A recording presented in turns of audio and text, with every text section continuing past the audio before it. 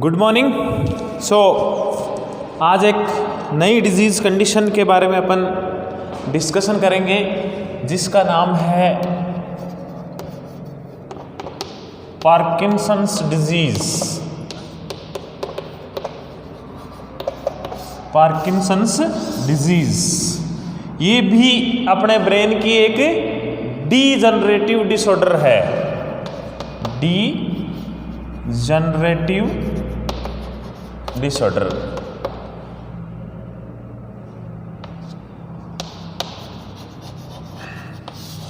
ठीक है। And second most जो है कॉमन डीजनरेटिव डिसऑर्डर है ब्रेन का, किसके बाद में? पहला अपन ने पढ़ा था अल्जाइमर्स डिजीज, उसके बाद में second most common disorder of brain है। पहला क्या था? Alzheimer's disease. ठीक है। अब इसमें ध्यान रखने वाली एक चीज है, दैट इज डोपामिन, न्यूरोट्रांसमीटर। अगर आप लोगों ने सुना हो तो डोपामिन जो एक न्यूरोट्रांसमीटर है। ठीक है। ये न्यूरोट्रांसमीटर डोपामिन का क्या होता है, इसमें लेवल जो है वो डिक्रीज होता है। ठीक है। अब जैसे जैसे जो अपना डोपामिन है ये अगर डिक्रीज हो रहा है तो उससे क्या होगा, जो अपने मूवमेंट्स हैं वो भी डिक्रीज हो जाएंगे। ठीक है। मूवमेंट्स जो है वो डिक्रीज हो जाएंगे। कहने का मतलब जो मसल्स टोन है वो क्या हो जाएगी? डिक्रीज हो जाएगी। ठीक है। तो पार्किंसंस डिजीज क्या है? Parkinson's disease is a degenerative disorder of brain due to deficiency of dopamine, due to deficiency of dopamine which leads this dopamine controls the movements. okay, if अगर इसकी डेफिशिएंसी हो रही है तो अपने मूवमेंट्स जो है वो स्लो डाउन हो जाएंगे। ठीक है। तो ये हो गया इसके इंट्रोडक्शन के बारे में। दूसरा अपन इसका पढ़ेंगे ईटियोलॉजिकल फैक्टर्स। क्या इसकी ईटियोलॉजी हो सकती है? तो ईटियोलॉजी की अगर मैं बात करूं तो पहला ईटियोलॉजिकल इसका फैक्टर आ जाएगा जेनेटिकल फैक्टर्स। पहला आ जाएगा इसका जेनेटिकल फैक्टर्स। ठीक है। दूसरे की अगर अपन बात करें तो लंबे समय तक अगर psychotic drugs, use of psychotic drugs, अगर लंबे समय तक साइकोटिक ड्रग्स का अपन यूज कर रहे हैं तो वो क्या कर सकता है? वो अपने डोपामिन के लेवल को डिक्रीज करता है। या फिर किसी प्रकार की कोई इंजरी हो गई बेसल न्यूक्लियाई में, injury to basal nuclei,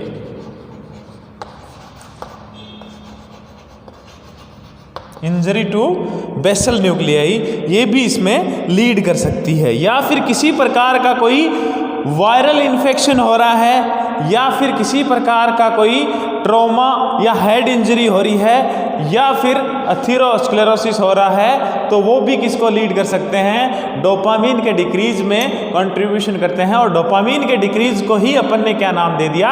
Parkinson's disease नाम दे दिया। ठीक है। अब क्या होता है, जो अपनी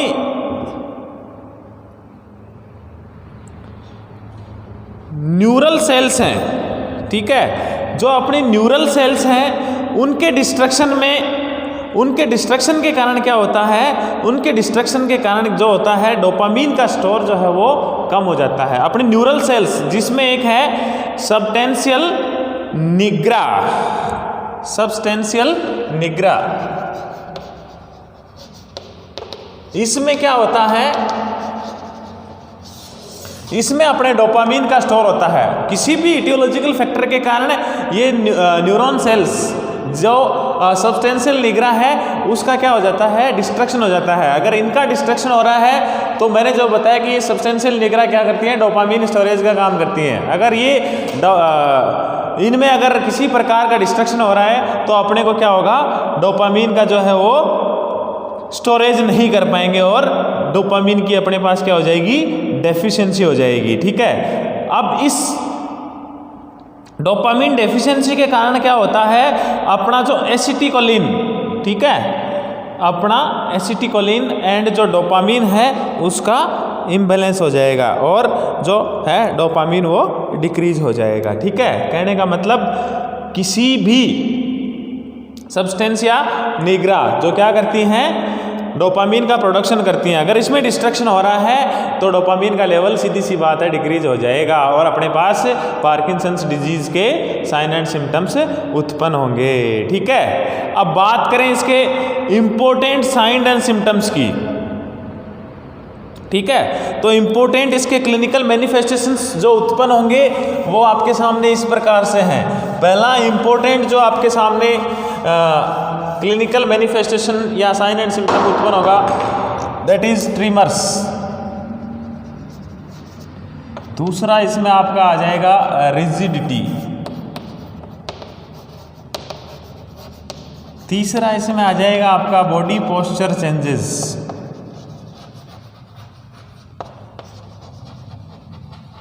बॉडी पोस्चर चेंजेस और चौथा इसमें आपका आ जाएगा ब्रेडिकाइनेशिया। ठीक है, ब्रेडिकाइनेशिया जो जैसा मैंने आपको बताया, अगर डोपामिन स्लो डाउन हो रहा है तो अपने बॉडी के मूवमेंट्स भी स्लो डाउन हो रहे हैं, उनको अपन ने क्या नाम दे दिया, ब्रेडिकाइनेशिया। ब्रेडिकाइनेशिया, ये जो इंपॉर्टेंट सिम्टम है इनके बारे में अपन चर्चा करेंगे। ठीक है, अब अगर ट्रीमर्स आ रहे हैं पेशेंट को, ट्रीमर्स आ रहे हैं तो सीधी सी बात है रिस्क फॉर इंजरी बढ़ जाएगी।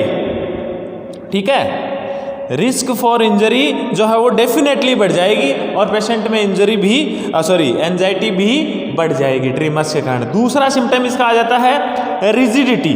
ठीक है, रिजिडिटी में क्या होता है, मसल्स रिजिड हो जाते हैं और अपना जो फेस है वो मास्क लाइक हो जाता है, उस पर किसी प्रकार के कोई एक्सप्रेशन नहीं होते हैं। अभी जैसे आप कोरोना में यूज़ कर रहे हो मास्क, तो आपको पता है अगर मास्क लगा लें तो जो अपना फेस है उसके जो है वो आप रिकॉग्नाइज नहीं कर सकते। उसी प्रकार से क्यों फेस जो मास्क है वो कुछ नहीं, कोई उसके कोई एक्सप्रेशन नहीं होते हैं। ठीक है, ना वो आपको स्माइल कर सकता है, ना वो आपको जो और कुछ है वो मूवमेंट्स कर सकता है, तो उसमें इसमें रिजिडिटी हो जाती है मसल्स की और फेस जो है वो मास्क लाइक हो जाता है। ठीक है, किसी प्रकार के कोई एक्सप्रेशन इसमें नहीं होते हैं। अगला क्या हो जाता है, ब्रेडिकाइनेशिया। इसमें क्या होता है, जैसा मैंने बताया डोपामीन का लेवल जो है वो कम हो रहा है। डोपामीन का लेवल कम होने के कारण जो मूवमेंट्स हैं वो क्या हो जाएंगे, डिक्रीज हो जाएंगे। उसी को अपन ने क्या नाम दे दिया, ब्रेडिकाइनेशिया। तीसरा अपन ने बताया इसमें। ठीक है, चौथा अपन ने देखा इसमें बॉडी पोस्चर चेंजेस। तो बॉडी पोस्चर चेंजेस में क्या हो जाएगा, इसमें जो अपना नेक है उसका फॉरवर्ड फ्लेक्शन हो जाएगा। ठीक है, नेक का फॉरवर्ड फ्लेक्शन हो जाएगा, अपने एल्बो का भी स्लाइटली फ्लेक्शन हो जाएगा। ठीक है, अपने जो हिप और नीज हैं उनमें जो है वो बेंड हो जाएगा और पेशेंट जो है वो हाई हील पे खड़ा रहेगा। ठीक है, तो ये इसके होते हैं बॉडी पोस्चर में चेंजेस। इसके अलावा कुछ अदर सिम्टम्स हैं, जैसे इसमें एक्सेसिव सलाइवेशन हो सकता है। ठीक है, हाइपरटेंशन हो सकता है, ब्रेडिकार्डिया हो सकता है, कॉन्स्टिपेशन हो सकता है। इसके अलावा कुछ और सिम्टम्स हैं जैसे जो आपके नॉर्मल हैं, जैसे मैंने बताया कि आपको पेशेंट ट्रीमर्स के कारण एंजाइटी उत्पन्न हो सकती है, पेशेंट जो डिप्रेशन में जा सकता है। ठीक है, हेलुसिनेशन इसमें हो सकता है और इसके साथ में जो है वो पेशेंट की जो है वो मेमोरी पे भी इसमें फ़र्क पड़ता है, डिमेंशिया हो सकता है पेशेंट को। तो ये हो गए इसके कुछ कॉमन साइन एंड सिम्टम्स। ठीक है, अब बात करते हैं इसके कॉम्प्लिकेशन की। तो कॉम्प्लिकेशन इसके क्या क्या हो सकते हैं। इसके कॉम्प्लिकेशन में अगर आप देखो तो risk for RTI and UTI हो सकते हैं इसमें। ठीक है, अगर मूवमेंट्स स्लो डाउन हो रहे हैं तो उसके कारण डिसऑर्डर्स ऑफ मूवमेंट्स इसमें उत्पन्न हो सकते हैं। इसके अलावा जो आपका है स्किन का ब्रेकडाउन हो जाता है। ठीक है, तो ये इसके कुछ कॉम्प्लिकेशंस उत्पन्न होते हैं। बात करते हैं इसके इन्वेस्टिगेशन की। तो इन्वेस्टिगेशन इसके जो है वो आपके परमानेंट इन्वेस्टिगेशन जो है, ठीक है, जैसे आप कंप्लीट हेल्थ हिस्ट्री हो गया, उसके बाद में फिजिकल एग्जामिनेशन हो गया। ठीक है, पेशेंट की हिस्ट्री इसमें फैमिली हिस्ट्री डेफिनेटली चेक करेंगे क्योंकि जेनेटिकल फैक्टर इसमें क्या कर रहा है, एक रोल जो है वो प्ले कर रहा है। उसके अलावा इसमें अपन क्या कर सकते हैं, पोस्चरल कर सकते हैं, ठीक है, ईईजी इसमें इलेक्ट्रोइंसेफेलोग्राफी अपन कर सकते हैं, सीएसएफ एग्जामिनेशन किसी प्रकार का कोई वायरल इन्फेक्शन वगैरह तो नहीं है, उसके लिए सीएसएफ एग्जामिनेशन अपन कर सकते हैं, एमआरआई कर सकते हैं, ठीक है। और एक होता है इसमें important, that is dopaminergic stimulation test. Dopaminergic stimulation test.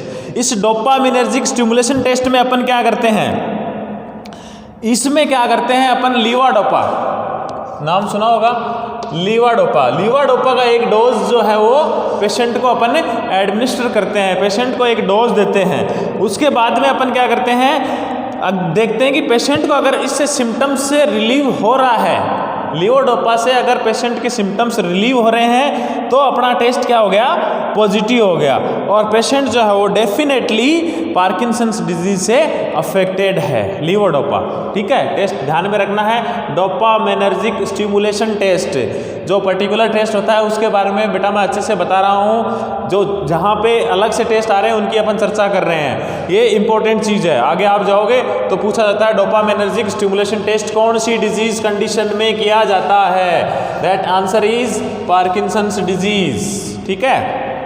Next अपन देखते हैं इसका मैनेजमेंट। अब इसके मैनेजमेंट का सबसे जो इम्पोर्टेंट फैक्टर होगा वो क्या होगा, वो अपन ये चाहेंगे कि जो पेशेंट के जो मूवमेंट्स हैं उनमें अपन क्या करें, पहली बात तो उनको कंट्रोल करें, लिमिटेड करें, पेशेंट की जो एक्टिविटीज़ हैं उनको अपन क्या करें, रीगेन करें, उसकी क्वालिटी ऑफ लाइफ जो है उसको अपन मेंटेन रख सकें, ठीक है। उसके अलावा अपन क्या कर सकते हैं, कुछ मेडिसिन्स इसमें ऐड कर सकते हैं, ठीक है। वो मेडिसिन्स जो पेशेंट को जैसे उसके मूवमेंट्स में हेल्पफुल हो, ठीक है, इस प्रकार की मेडिसिन अपन दे सकते हैं। इसके अलावा कुछ थेरेपीज जो है वो इसमें अपन इंक्लूड कर सकते हैं, जैसे साइकोथेरेपी, ठीक है, साइकोथेरेपी आपने अच्छी तरीके से साइकेट्री में पढ़ी है, ठीक है।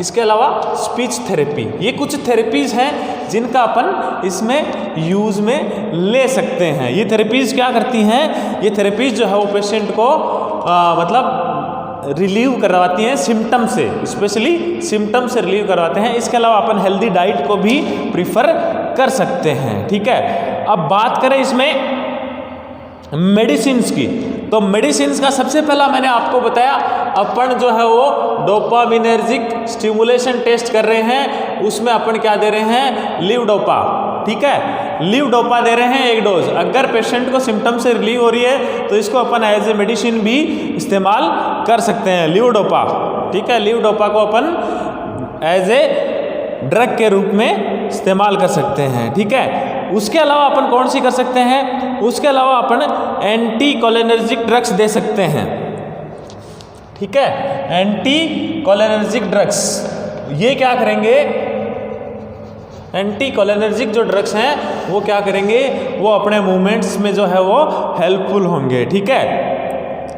ये अपनी ट्रिमर्स और रिजिडिटी को कंट्रोल करेंगे, ठीक है। इसके अलावा अपन एंटी हिस्टामिन दे सकते हैं और एंटी वायरल थेरेपी दे सकते हैं, इसमें एंटी हिस्टामिन ड्रग्स और एंटी वायरल थेरेपी,